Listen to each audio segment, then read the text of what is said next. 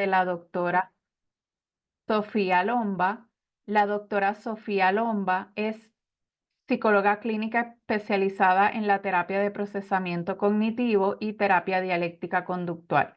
Obtuvo su doctorado en psicología clínica en la Ponce Health Science University y completó su postdoctorado en Rush Medical Center, donde proveía CPT o terapia cognitiva, procesamiento cognitivo a veteranos en programas ambulatorios intensivos. Con una amplia formación en tratamientos basados en la evidencia, incluyendo el Unified Protocol, Skills Training in Affective and Interpersonal Regulation, terapia de exposición narrativa y escrita, Sofía aborda el trauma, la desregulación emocional e intervenciones en crisis. Además, abarca la realización de evaluaciones de trastornos de personalidad y PTSD, la facilitación de grupos de terapia y la oferta de psicoeducación a comunidades desatendidas, mientras se prepara para obtener la licencia de psicología en Illinois y Puerto Rico. La doctora Lomba continúa ampliando su experiencia a través de adiestramientos y talleres, fomentando su compromiso de atender a cada individuo con compasión y experiencia. Y sin más preámbulos, para mí es un honor y un orgullo presentarle a la doctora Sofía Lomba y compartir con ella en esta tarde. Gracias. Voy a darle share screen. Me dejan saber si lo pueden ver y si me escuchan y todo lo bueno. Sí, Ya se ve la pantalla, Sofía, y te escuchamos bien. excelente. Pues muy buenas tardes. Como dijo la doctora Menéndez, mi nombre es Sofía Lomba Guzmán y voy a estar ofreciéndole un taller sobre la terapia de procesamiento cognitivo. Antes de comenzar, quería dejarles saber que vamos obviamente a estar hablando de trauma en esta conferencia. Somos humanos, es un viernes a las 4:30 de la tarde. Si necesitan cogerse un momento, pausar, háganlo, hagan lo que necesiten, porque sí, vamos a estar hablando quizás de algunos ejemplos, como se hace en todos los didácticos de trauma. También quería decirles, tengo muchos slides con mucha información y reconozco que lo que tenemos es una hora. Quería proveerle a ustedes la mayoría de la información para cuando yo pueda enviar la presentación con mucho gusto. Así que hay cosas que quizás voy a pasar, sin embargo, lo van a tener disponible. La terapia de procesamiento cognitivo, CPT por sus siglas, por sus siglas en inglés, es un tratamiento a corto plazo basado en la evidencia para el trastorno de estrés postraumático, PTSD por sus siglas en inglés. Es un protocolo específico de una terapia cognitiva conductual y generalmente incluye pues 12 sesiones una vez en semana, así que es como 3 meses y duran entre 60 a 90 minutos. Le enseña a las personas cómo ser sus propios terapeutas para cuando ocurran cualquier problema en el futuro, como tienden a ser la mayoría de las terapias CBT, y está enfocado en la recuperación, el entendimiento de los pensamientos, el empoderamiento de las emociones y la sanación del PTSD. Hay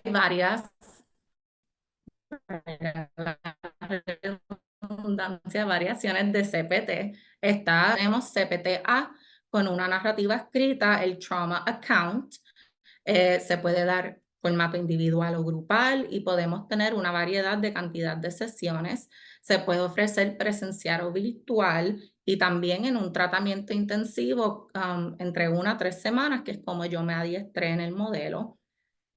Hay hojas de trabajo simplificadas para personas con diversidad funcional, TBI, etcétera, y existe el manual para la paciente en varios lenguajes, incluyendo el español.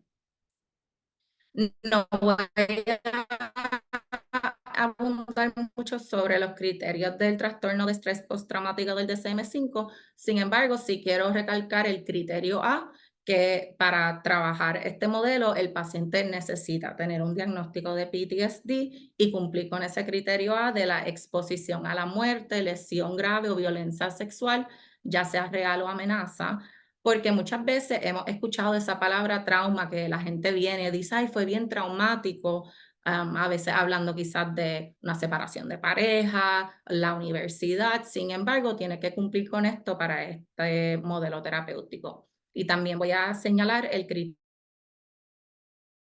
C, que es la habitación persistente, porque este modelo reconoce que la habitación es lo que le da como que estirarle leña al fuego del PTSD.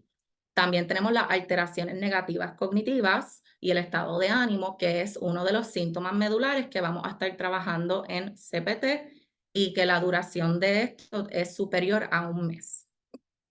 También vamos a especificar los síntomas disociativos porque es algo que el clínico debe tener, tomar en consideración al momento de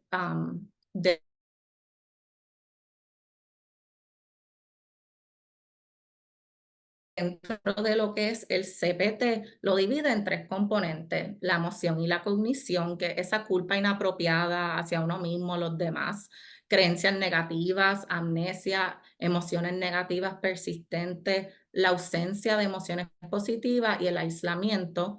También toma en consideración los síntomas de intrusión como las imágenes, las memorias sensoriales y los flashbacks y pesadillas. Y por último, la reactividad y la activación.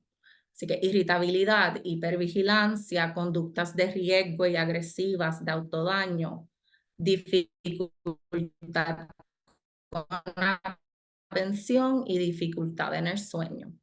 Nosotros en CPT lo que planteamos es que todo el mundo que experimenta un evento de trauma va a tener síntomas de PTSD, es lo esperado. Sin embargo, en una trayectoria de recuperación entre 1 a 3 meses, se espera que vayan bajando los síntomas.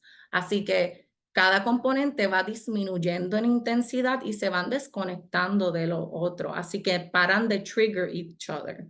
Así que ocurren pensamientos intrusivos, las emociones naturales, pero corren este curso natural de subir y bajar.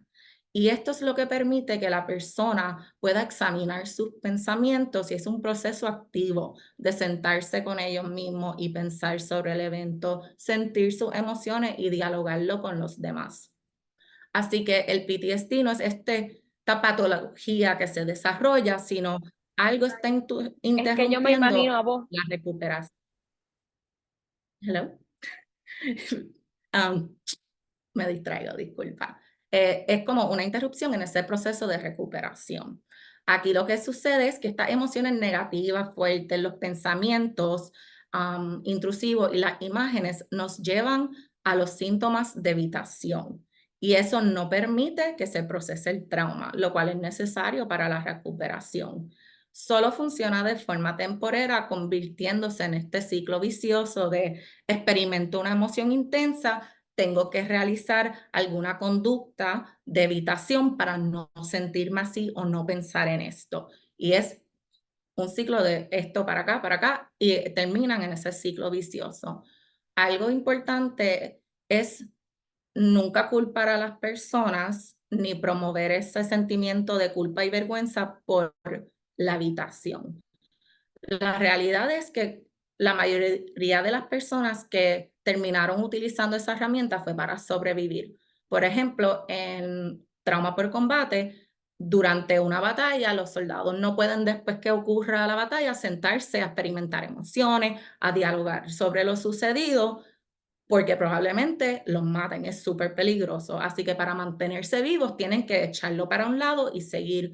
Lo vemos también en personas en relaciones interpersonales violentas, como violencia de género doméstica, y niños que crecen en hogares así de abuso, que tienen que realizar, tienen que pasar por estos procesos de evitar, ya sea cognitivamente, con disociación, reprimir emociones, se supone que diga ahí, para sobrevivir. Y eso se le valida y lo que se hace es reconocer que funcionó, pero ya no está funcionando y ahora nos toca tomar otros pasos.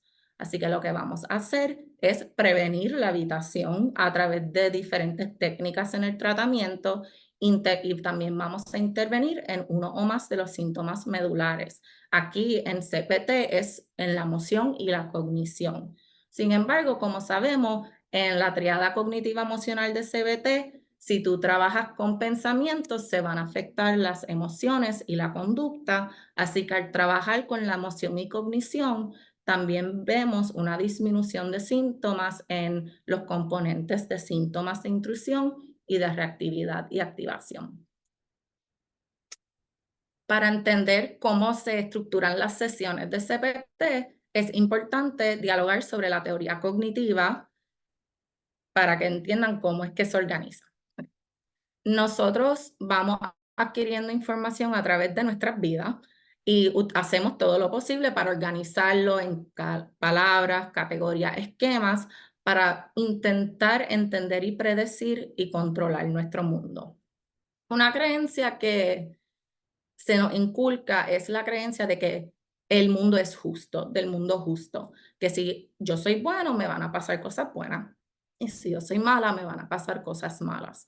Y aunque lógicamente podemos saber que eso no es cierto, por eso escuchamos cuando nos enteramos que algo le pasó a vamos a decir, un muchacho bien bueno, líder de la comunidad, y le pasa algo bien malo, decimos, ay, ¿por qué a él? Si él es tan bueno. Otros aspectos que trabajamos son los sesgos retrospectivos, el razonamiento basado en hechos, no poder diferenciar entre culpa, responsabilidad y lo imprevisible, así como otras distorsiones cognitivas de teorías cognitivas generales. El problema es que estas creencias solo funcionan para organizar nuestro mundo interno cuando no hay evidencia contradictoria. Así que cuando ocurre un evento traumático, no podemos integrar esa información a nuestro sistema de creencias. Y puede pasar una de tres cosas. Está la asimilación. Así que el evento del trauma se va a interpretar a través de esquemas positivos previos y es incongruente con la información nueva del evento traumático, por lo que destruye esas creencias previas. También tenemos pensamientos negativos preexistentes donde el trauma confirma el sistema de creencias negativas, perpetuando cogniciones erróneas, no permitiendo que entre información nueva que nos pueda llevar a otra alternativa. Tenemos la sobreacomodación, que es que la persona va a completamente cambiar su sistema de creencia o esquema a un nivel extremo y van a comenzar a interpretar el presente y el futuro a base de esta nueva información. Así que en la asimilación, la persona empieza a distorsionar su realidad del evento de trauma y en la sobreacomodación empieza a distorsionar su visión del mundo. Lo que nosotros queremos es que surja la acomodación, que la persona pueda modificar su perspectiva y creencia acerca del mundo y ellos mismos de una forma apropiada y lo suficiente, no exagerado, para incorporar información nueva efectivamente. La meta del tratamiento es generar pensamientos alternos que sean equilibrados y realistas. Y uso la palabra realistas y no positivo, porque a veces el pensamiento que sea realista y preciso no va a ser uno positivo que nos haga experimentar alegría. En CPT, este tipo de pensamientos se llaman puntos de estancamiento o stuck points. Son pensamientos asimilados y sobreacomodados que surgen del trauma. Y es lo que vamos a trabajar en terapia. Y le decimos puntos de estancamiento porque te mantienen estancado en PTSD. Están los asimilados, que son sobre el pasado y sobre el trauma, y siempre vamos a comenzar a trabajar con estos. No comenzamos con los sobreacomodados hasta que estos se vayan resolviendo, porque si no, el paciente nos va a utilizar el pensamiento asimilado como evidencia para el sobreacomodado. Y eso es lo que tenemos que primero quitarlo a la raíz. Así que esto es como el pensamiento de raíz. Les voy a proveer unos ejemplos que podemos escuchar en terapia. Así que si la persona venía pensando que el mundo es justo y ocurre el evento traumático, tuve que haber hecho algo malo para merecerme esto. Estoy en control, pude haber prevenido esto. Si no camino sola de noche, estoy segura y fue mi culpa porque fui descuidada. Y por un ejemplo ahí es importante defenderse, no dije nada, así que fue mi culpa. Otros que son más que tienen evidencia para pensamientos negativos, las creencias negativas, soy una sobre mi vida, y esto solo demuestra que nunca se puede controlar quien te hace daño. No tengo buen juicio sobre las personas, yo atraigo a las personas que abusan de mí, me lo busqué. Me escuchan, que me está saliendo que mi conexión está no estable. Sí, te escuchamos, Sofía. Es En que está lloviendo. ocasiones se va, pero te escuchamos. Okay. Esperemos que se resuelva. Estos pensamientos, los puntos de estancamiento asimilados, se van a escuchar como si yo hubiese, pues esto no, o tenía que haber. Así que esos pensamientos como de tratar de deshacer el pasado, que tiene la función de crear un alivio cognitivo temporero.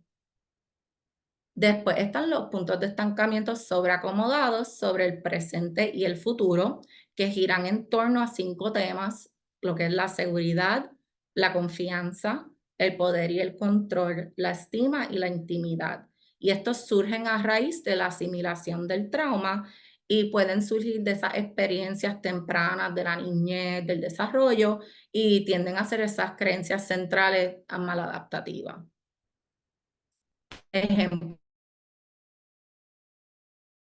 son las creencias nuevas a base del trauma, pueden ser: no puedo crear vínculos con los demás, el mundo es completamente peligroso, no puedo confiar en personas con autoridad, me van a lastimar, tengo que controlar todo. También vamos a hablar un poco sobre las emociones en el modelo CPT. Están las emociones naturales, que surgen directamente del evento y son innatas, así que fight or flight, lucha o huida, que causan coraje o miedo, la paralización o fusión, así que freeze o fawn, que pueden causar miedo, pérdida, tristeza, el disgusto, nos causa esa como evitación. Las emociones manufacturadas surgen de las creencias, la interpretación que le estamos dando a los eventos. Así que si yo estoy pensando erróneamente que yo soy responsable por el evento traumático, pues voy a sentir culpa. Y si estoy pensando erróneamente que alguien es responsable por el evento, pues puedo sentir coraje hacia esa persona. Se parece un poco como la emoción primaria y secundaria. Y en terapia es sumamente esencial crear el espacio para que la persona experimente la emoción natural, que experimenten esa ola natural de intensidad y bajar para reducir esa evitación y permitir una nueva experiencia. Cuando surgen emociones manufacturadas, vamos a pausar y explorar el pensamiento detrás de la emoción. Y yo digo, ¿qué emoción realmente está escondida? Y cuando encontremos el pensamiento detrás y la emoción natural, ahí creamos el espacio para experimentarlo. Ahora voy a hablar un poco sobre cómo se organiza la terapia de procesamiento cognitivo. En abril de este año salió la segunda edición. Sin embargo, todavía no tenemos los folletos ni las hojas de trabajo de la segunda edición en español. Así que si usted va a trabajar con un paciente que habla inglés y la sesión va a ser en inglés, utiliza la segunda edición y esas hojas de trabajo. Y si va a estar trabajando con un paciente que habla español y quiere las hojas en español, lo recomendado utilizar las hojas que todavía le corresponden a la primera edición, en lo que salen las nuevas, que según me dijeron ya para febrero se supone que estén publicadas. También tienen la opción de hacer todo en español y darle la hoja en inglés si el paciente lo desea. Y yo voy a estar enseñándole algunas de las diferencias de la versión original y la nueva, pero realmente son muy pocas, cambiando nombres de algunas de los worksheets. En la evaluación y asuntos de pretratamiento, vamos a hacer un historial biopsicosocial, el historial de trauma con práctica informada en trauma, evaluar para el diagnóstico de PTSD y otros comórbidos, explorar los criterios de inclusión y exclusión y presentarle al paciente todas las opciones que tiene de tratamiento para trauma, incluyendo CPT o cualquier otro modelo, y también lo que conlleva participar en este modelo terapéutico. Se recomienda administrar medidas objetivas que confirmen un diagnóstico de PTSD. Ahí hay algunas, y el PCL5 y el PHQ-9 se van a administrar antes de todas las sesiones para estar evaluando sintomatología y también pues riesgo suicida. Vamos a hacer una conceptualización inicial del caso. Sin embargo, esto es un proceso activo que ocurre durante todo el proceso de tratamiento, y el manual incluye una hoja para ayudarte a organizar los puntos de estancamiento, el historial de paciente, para tener una conceptualización completa. Los criterios de inclusión, como mencioné, tener un diagnóstico de PTSD, tener más de 18 años, aunque si eres un adolescente hay estudios con adolescentes de 14 años en adelante, por lo menos 3 meses desde que ocurrió el trauma, y medicamentos psicotrópicos estables por un periodo de 1 o 3 meses. No queremos que la persona esté quizás pasando por unos cambios de ánimo o haya algún tipo de riesgo. Los criterios de exclusión son ideación suicida u homicida inminente.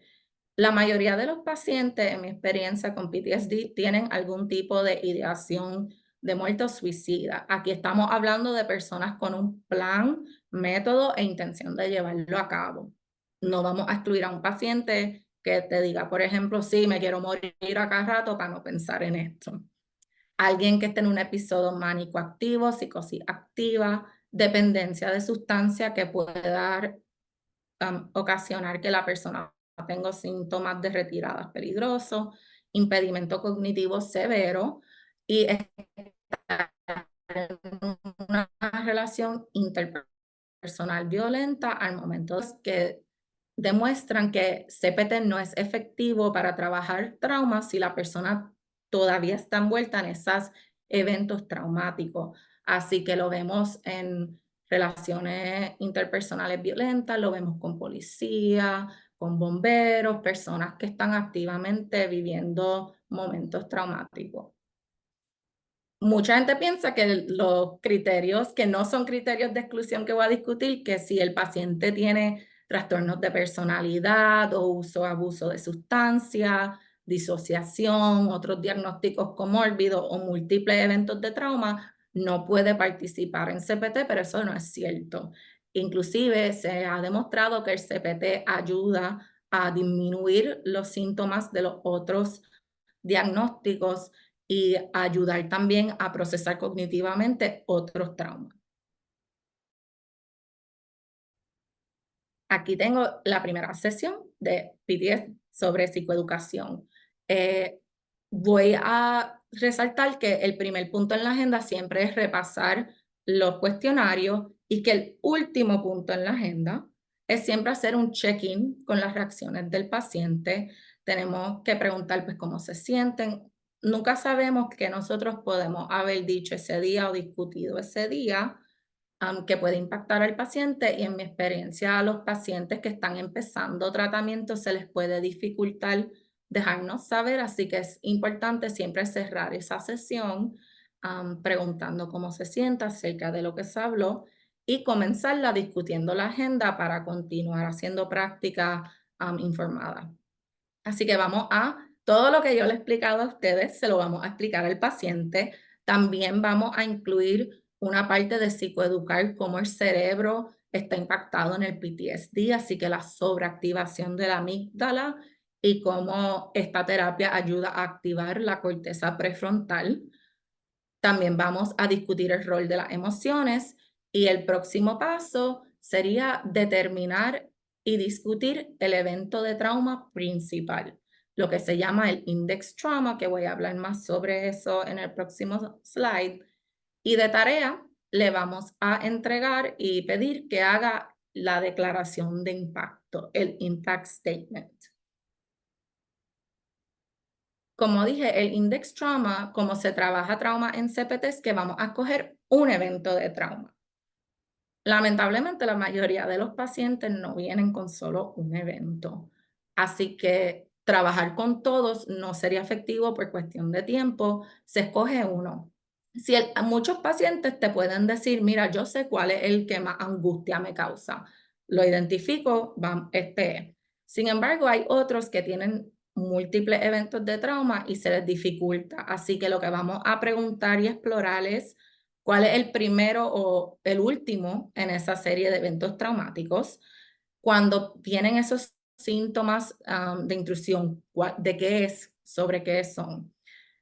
¿Cuáles son los pensamientos que no paran, que siguen? ¿Qué es lo que te dicen? ¿Qué es lo más que se evita? ¿Qué olores, personas, lugares, recuerdos estás evitando? No pienso que es efectivo hacer la pregunta de cuál es el peor, porque puede invalidar los otros eventos de trauma y a la vez estamos tratando de identificar el que esté causando más síntomas de PTSD y a veces los pacientes encuentran subjetivamente que el otro es peor, sin embargo, tendrían mejor resultado en terapia al trabajar el que está conectado a los síntomas. Una de las preguntas que yo digo que es la mágica, la que me ayuda a identificar es ¿de qué trauma tú no quieres hablar conmigo? Si pudiéramos descartarlo de la mesa, ¿cuál es? Pregunto por qué. A veces, raras veces me dicen que es porque ya ese como que no lo afecta, es tan cómodo, pero la mayoría de las veces me dicen ese es el peor y no lo quiero hablar y ahí ese es el que se va a escoger usualmente. Porque este modelo parte de la premisa no es gradual. Nosotros no vamos de menos angustia a más angustia, vamos del que causa más angustia porque se piensa que tiene un efecto dominó. Si yo trabajo con lo más difícil, puedo trabajar con los que se me hagan más fácil. Y esta es la tarea. La tarea dice que por favor escriba una página sobre por qué cree que ha sucedido este acontecimiento traumático. Esto no es una narrativa, no le vamos a pedir detalles sensoriales de qué principio a fin. Esto es por qué tú crees que esto pasó, cuál es la causa y cómo te ha impactado en el área de seguridad, de confianza, de estima, intimidad, etc.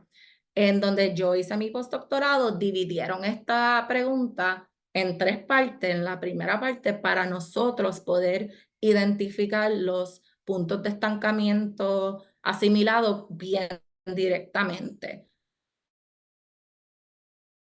Porque hay veces que el paciente pues evita contestar. Así que esta manera de dividirla ha sido bien efectiva y es como dame 3 razones que tú piensas que pasó. 3 razones porque te pasó a ti y no a otra persona. Quién tú piensas que es responsable y por qué. Y qué tú piensas de tus acciones antes, durante y después del evento en cómo afectaron el evento traumático. Moviéndonos entonces a la sesión 2, el paciente nos va a leer la declaración de impacto en voz alta. Vamos a discutir ese significado, cómo se sintió escribiéndolo y lo más importante de esta sesión es vamos a identificar y vamos a escribir los puntos de estancamiento. Nosotros tenemos un registro de esos puntos que uno le va añadiendo durante las 12 sesiones de terapia. Sin embargo, esto es lo que va a empezar esa lista y les voy a enseñar cómo es que se ve. Así que el paciente lee la declaración de impacto y te la entrega y tú vas poco a poco diciendo, fíjate, esto que escribiste aquí me parece un punto de estancamiento, un stop point, ¿qué tú crees si la escribimos? Y van escribiéndolo. Y como dije, se pueden ir añadiendo después.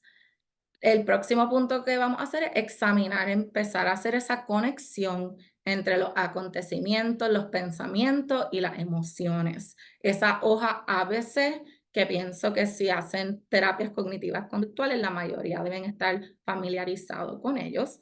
Así que la tarea que vamos a hacer es completar una hoja ABC al día sobre diferentes eventos. Y una de las hojas debe ser sobre el trauma principal. Y el paciente también va a completar el registro de stock points si piensa que quiere añadir uno.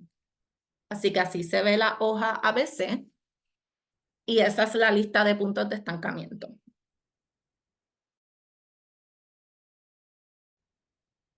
tercera sesión, vamos a empezar a evaluar esa adherencia al tratamiento a través de las tareas. Así que el paciente o la paciente ha estado hizo la declaración de impacto, está haciendo las tareas y si hay algún tipo de dificultad, ayudar al paciente a ver que no quiere hacerlo. Yo tenía una paciente que no me hacía las tareas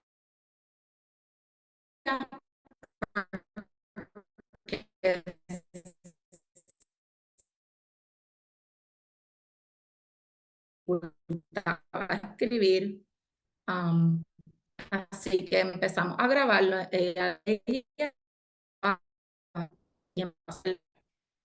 Para que estén entendiendo lo que se les está pidiendo. Muchas Sofía, discúlpame, veces ya lo veo.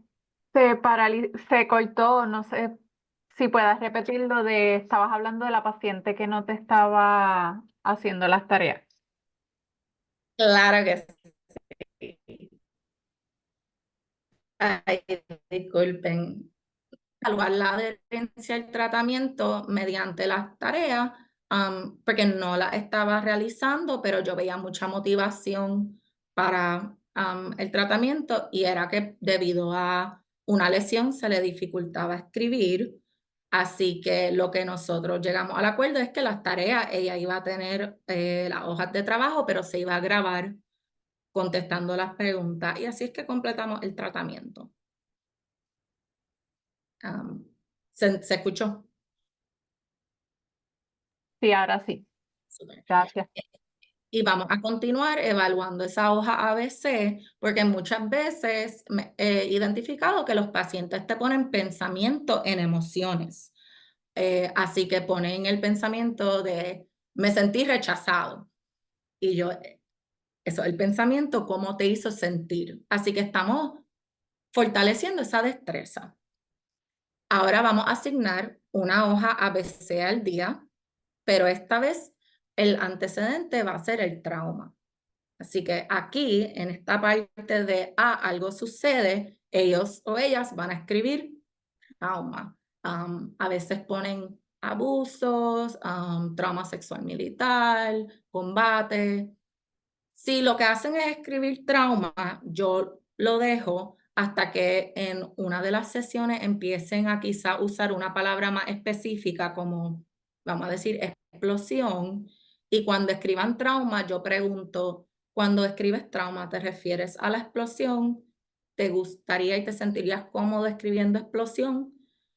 Y eso es una manera de trabajar la habitación.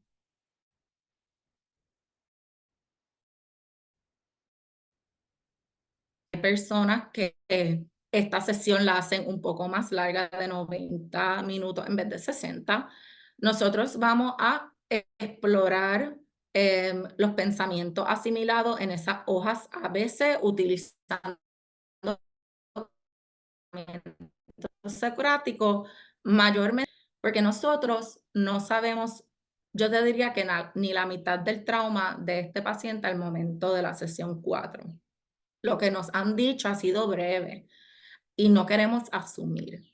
Eso invalida, puede promover más vergüenza y culpa y puede causar que abandonen tratamiento. Un ejemplo de por qué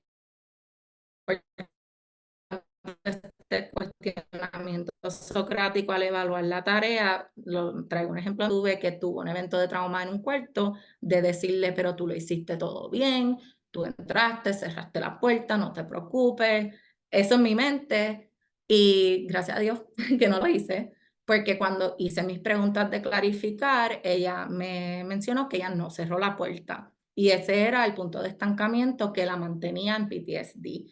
Si yo le hubiese dicho, lo hiciste bien, cerraste la puerta, ella no cerró la puerta, así que lo hizo mal, hubiese estado revictimizando a la paciente.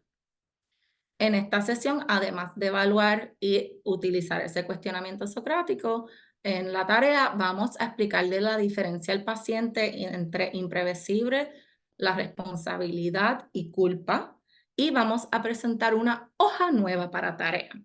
Como ya pueden ver, aquí hay muchas hojas de trabajo y es algo que se le dice al paciente desde el principio. Así que voy a enseñarles cómo se ven. Pueden ver en la mano que dice Exploring Questions Worksheet, esto es de la versión 2, tiene 7 preguntas. Y en español de la primera versión tiene 10 preguntas y dice preguntas de desafío. Empezamos a eliminar la palabra desafiar y challenge porque realmente lo que queremos hacer es explorar.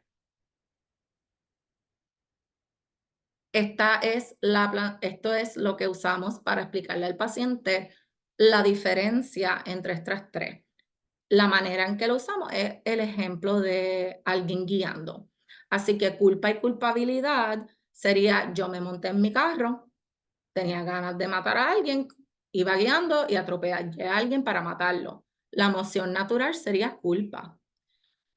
Y yo hice aquí mis anotaciones, un poco de responsabilidad, donde tuviste un rol en el evento sabiendo que jugabas un papel en él, que la emoción natural sería remordimiento, es que me monté en mi carro, estaba texteando, iba a exceso de velocidad, lo cual yo reconozco que puede poner en riesgo a los demás y a mí mismo y atropellé a alguien.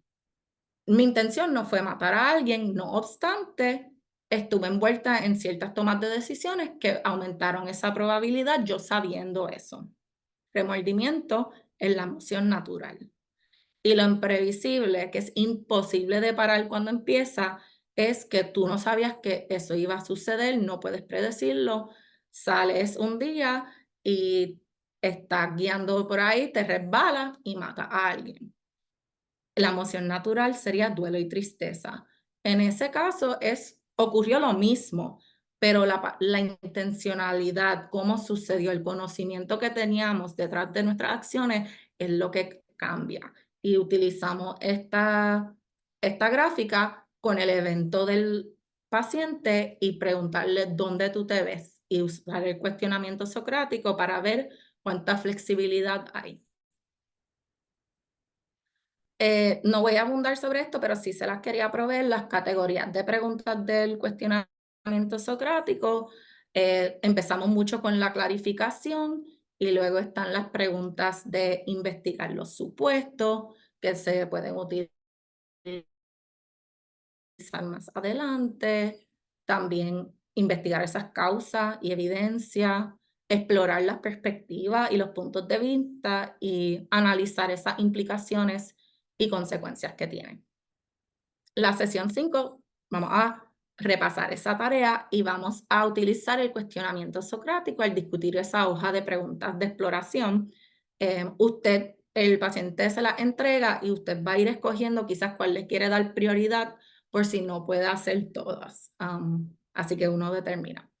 Y vamos a presentarle otra hoja de trabajo que es patrones de pensamiento, que esto lo que hace es ayudar al paciente a identificar las distorsiones cognitivas que puede estar presentando al momento de interpretar eventos del día a día, como también el evento de trauma.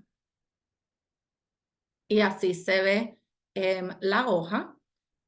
Como pueden ver, la que está en español, 7 preguntas y dice pensamiento problemático. La palabra problemático afortunadamente se eliminó en la nueva versión y también bajó a 5 preguntas. Y lo que hace es que el paciente, buscando de su registro de puntos de estancamiento, los va colocando a los que le pertenecen. Así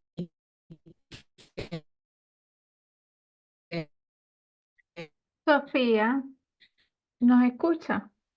todo el mundo colocarlo debajo de Sofía, recibir disculpa. conclusiones.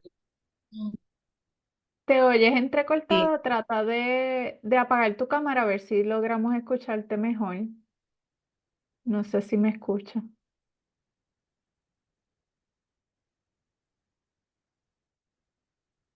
sí, yo te escucho, tú no me escuchas. Te oyes entrecortada, chequéate si apagando la cámara mejora un poquito el audio. Escucha.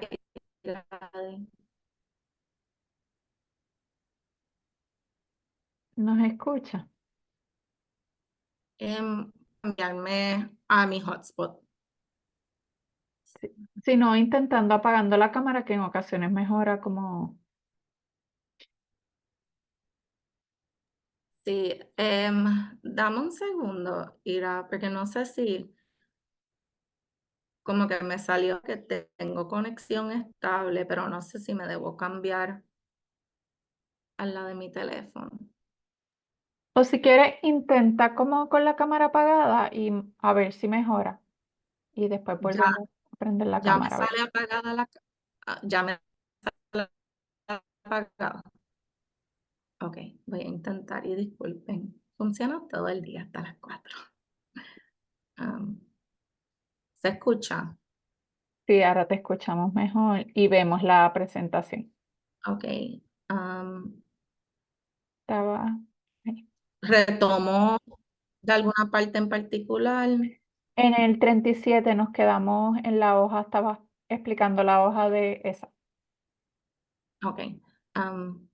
Que la hoja nueva no tiene la palabra problemática, porque los pensamientos no son problemáticos, simplemente son. Y tiene 5 en vez de 7.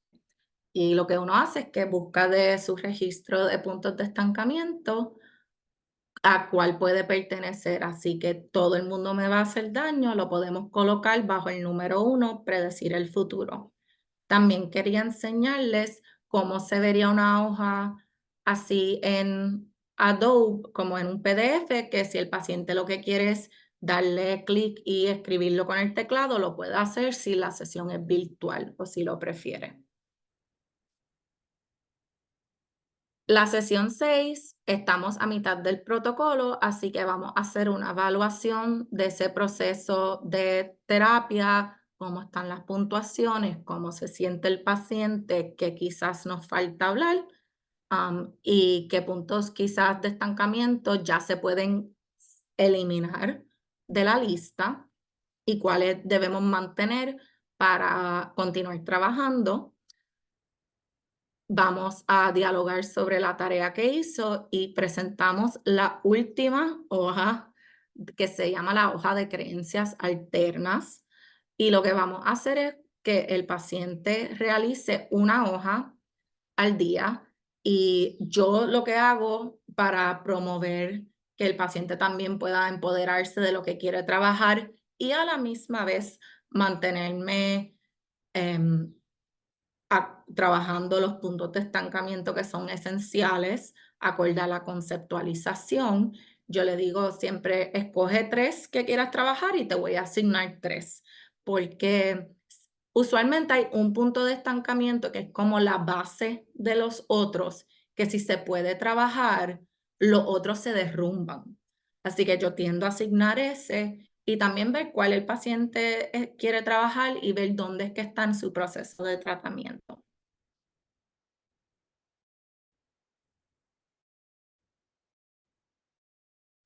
Mis pacientes siempre me miran con los ojos bien grandes cuando en esta hoja está la versión usando esa palabra más larga que la versión nueva en inglés, porque como hemos disminuido la cantidad de preguntas, esta es la versión nueva que son creencias alternas.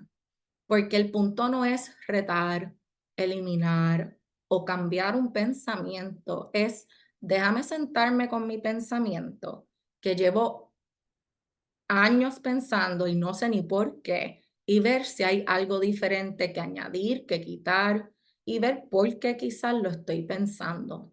Que esa parte de ver un pensamiento alterno.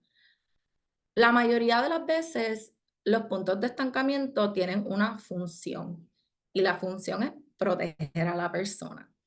Y no es hasta que tú decides mirar a ese pensamiento con una lupa que puedes llevar al qué pensamiento le tengo miedo, por ejemplo, y qué es lo que está detrás.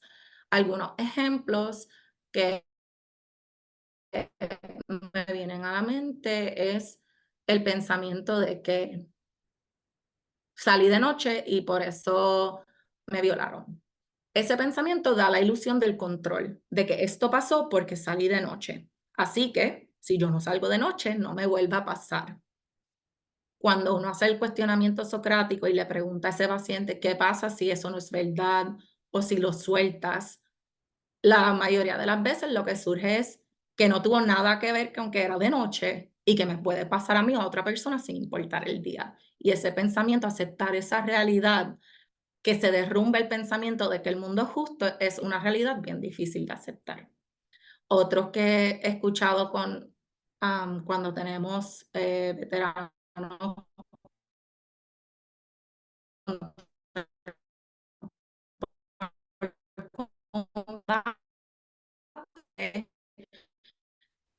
cuando trabajamos, como que, yo cometí un error y por eso, y eso, cuando vamos a la audiencia, me escuchan. Ahora te estás entrecortando, Sofía.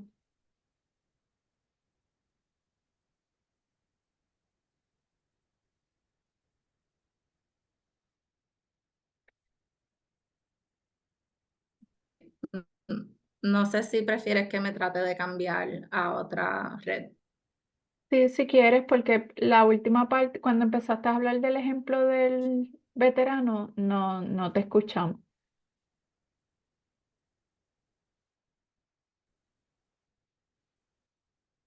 Sí, no, no quiero seguir interrumpiendo. Pues dale, dame.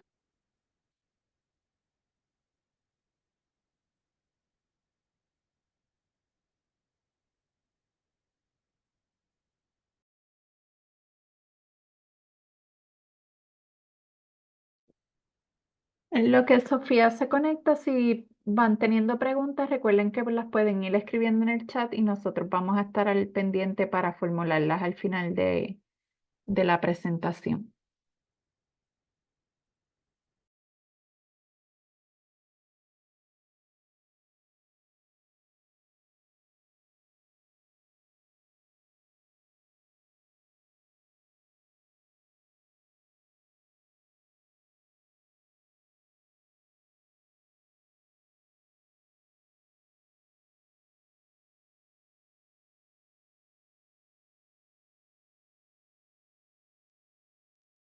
Voy a intentar de nuevo, luego de hacer destrezas de respiración.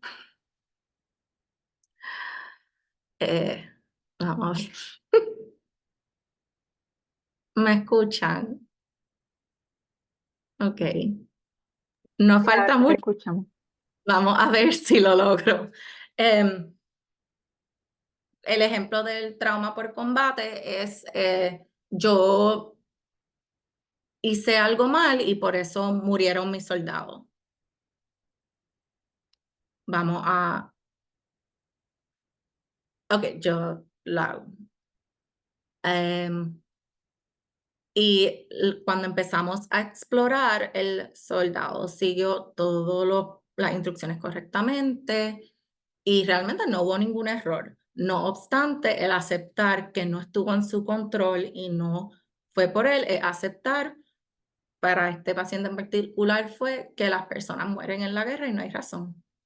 Y esa otra, una realidad difícil para aceptar, mientras que la culpa que venía asociada a su pensamiento, él podía cognitivamente deshacer el evento y era más fácil que ese duelo de que personas murieron. Esta hoja asusta a veces a mi paciente porque es mucho. Sin embargo, yo le presento esto así y le digo, mira, lo azul, el ABC, ya tú lo hiciste, eres experto. El otro de preguntas de exploración también lo dominaste.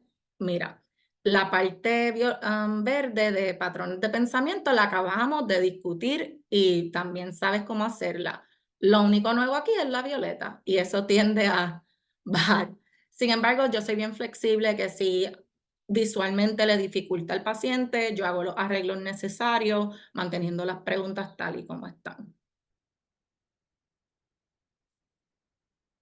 En la sesión 7 vamos a evaluar esas hojas de creencia alterna y yo también ahí decido con cuál vamos empezando para asegurarnos de darle prioridad a las que sean quizás más difíciles de retar. Y después también le voy a decir que vamos a empezar trabajando los temas de trauma, lo que es seguridad, confianza, y le presento el módulo de seguridad. Las próximas sesiones se parecen mucho, así que voy a ir por ella más rápido, no obstante van a tener toda esta información y que se le asigna cuáles son las hojas de trabajo. Así que para tarea va a completar una hoja de creencias alternas por día. Le vamos a asignar puntos de estancamiento asimilados que todavía no se hayan trabajado y los que tengan que ver con el tema de seguridad. Así que si vemos uno de confianza, lo vamos a dejar para después. Por ahora, seguridad. Y así se ve el módulo de seguridad y todo lo otro es lo mismo, lo que cambia el contenido a base del área de enfoque. Y siempre se divide en dos, seguridad o confianza o poder o control, cualquiera sea hacia uno mismo y las creencias relacionadas con los otros, porque no es lo mismo la creencia de que yo me puedo proteger a la creencia de que otros me pueden hacer daño. Y hay personas que tienen puntos de estancamientos hacia uno mismo, pero no otros o viceversa. Y por eso se diferencian en cada uno de los módulos. En esta sesión 8 dialogamos sobre ese módulo de seguridad, sobre esa hoja de creencias alternas y cómo este evento traumático impactó su vida acerca de la seguridad, si este evento completamente destruyó esas creencias que tenía o si esto sirvió para reforzar creencias que tenía anteriormente al trauma y qué cosas quizás no ha podido hacer, cómo le ha cambiado la vida debido a esto. Y eso nos ayuda a ir estableciendo esas metas que vamos a ir trabajando en las últimas sesiones. Y le presento y discutimos brevemente el módulo de confianza, que es el tema que se le asigna para la hoja de creencia alterna.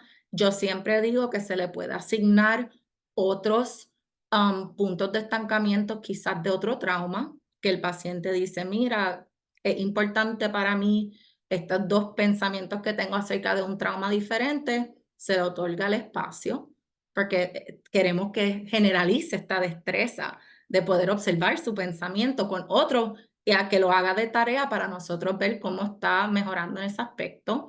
También que haga, quizás le quedó uno de seguridad que hay que seguir trabajando, también lo puede hacer, y el de confianza. Lo importante es que lo haga de confianza. Y así se ve, este es el último que le voy a enseñar, pero para que vean que es lo mismo. Es módulo de problemas sobre confianza con uno mismo y la otra página con otros. Y tiene ejemplos de cómo se puede leer uno de los stop points y qué pueden hacer para ayudarlo a observarlo y ver pensamiento alterno. Y yo tengo todos estos módulos que también se los puedo proveer. En el módulo 9 hablamos sobre confianza y una de las maneras que exploramos lo que es la confianza es la estrella de confianza, que se las voy a enseñar, y también le presentamos y discutimos el módulo de poder y control, por lo cual se le asigna hojas de creencia alternas de poder y control. La estrella de confianza lo que nos dice es que hay diferentes niveles de confianza y tipos de confianza para una misma persona. Yo confío en la doctora Menéndez para consultar un caso, no confío en ella para que me haga una cirugía dental. Vamos a decir, alguien que tiene una relación con su mamá, que confía en ella un 80%, que la busque para ir al cine, pero no confía en ella quizá un 20% para llamar si hay una dificultad emocional. Y nos ayuda a que el paciente también pueda ir desligándose de los pensamientos todo, nada, absoluto. Y después lo pueden generalizar a otras partes de su vida. El módulo de poder y control, estamos hablando sobre cómo el poder y control es afectado por el trauma y le presentamos el módulo de estima, autoestima y estima hacia los demás. Así que autoestima, obviamente, cómo uno se percibe, cómo crea acerca de uno mismo Y estima de los demás, vemos mucho quizás estereotipos, así que los hombres son malos, personas en autoridad se aprovechan de uno y por eso es que se divide en dos. Y aquí incorporamos una tarea conductual de dar y recibir halagos y hacer actividades placenteras sin que te lo merezcas, sin tener que hacer nada, es porque sí. Y hay un registro en la versión nueva del manual, la tarea siempre se ha asignado, pero ahora es que hay un registro para que el paciente apunte lo que está haciendo. Y es bien interesante ver cómo se va transformando esas áreas de estima a través de estos ejercicios. En la sesión 11 hablamos sobre estima y se entrega el módulo de intimidad. Intimidad hacia otro es crear esos vínculos con los demás y la intimidad hacia uno mismo es esa capacidad que creemos que tenemos en poder lidiar situaciones difíciles. Cuánto yo confío en mi capacidad de poder manejar momentos difíciles, emociones intensas. También nos dicen que aquí vamos a asignar la declaración de impacto número 2. Yo lo he hecho así cuando estuve en proceso de certificarme, que hay que hacerlo como dice el manual. Yo tiendo a hacer 13 sesiones y dejar eso para la última y tener una sesión de cierre con la declaración de impacto. No obstante, a veces el tiempo no lo permite. Las clínicas, si está en una clínica de investigación, son 12 sesiones, así que se los dejo saber, pero ese es un ejemplo de algunos acomodos que hacen los terapeutas en la variabilidad de cantidad de sesiones, asegurándose de no brincar un módulo o de obviarlo. Así que lo voy a explicar tal y como lo dice el manual. Lo que va a decir es que escriba al menos una página sobre lo que piensa ahora acerca de las causas de este acontecimiento. En este módulo, en la última sesión, vamos a discutir la hoja de creencia alterna de intimidad y el paciente nos va a leer su declaración nueva del impacto. Ellos casi siempre ya se les olvidó que ellos la hicieron anteriormente o qué decía, y de ahí yo saco el viejo que lleva ya varios tiempo en el expediente y le digo, pues ahora yo voy a leer el que escribiste hace 12 semanas. Ser terapeuta para un paciente con trauma, yo pienso que es difícil. No porque el paciente sea difícil, no me gusta escuchar eso por ahí, pero la historia, el ver el sufrimiento. Este es el momento que uno siente el honor y el privilegio que es acompañar a un paciente que ha perdido años, porque usualmente llevan años con el diagnóstico de PTSD de su vida. Cuando el paciente escucha su nuevo impact statement y el viejo, usualmente tú escuchas como que me da pena esa persona. ¿Quién escribió eso? O están como en shock. Y ahí realmente, más allá de las puntuaciones, más allá de lo que te dicen, está la evidencia de que hubo un cambio en ese proceso de pensamiento. Y en esos pensamientos, más que nada, los puntos de estancamiento asimilados de culpa inapropiada. Después de ahí, repasamos cómo les fue en el tratamiento, ese progreso terapéutico. Y yo siempre trabajo con ellos lo que es el duelo de lo que se perdió mientras tenían su diagnóstico de PTSD, todo lo que no pudieron hacer, porque pienso que es importante validar que le quitó algo. Y cuando llega ese momento, ellos me dicen, ¿y ahora qué? Y yo siempre le digo, cuando tú llegaste aquí, tú nunca pensaste que iba a haber un ¿y ahora qué? Porque no había espacio en tu vida para más nada que no fuese este sufrimiento. Así que ahora que por fin tienes un momento para evaluar qué es. Y esas son las metas que empezamos a identificar para el futuro.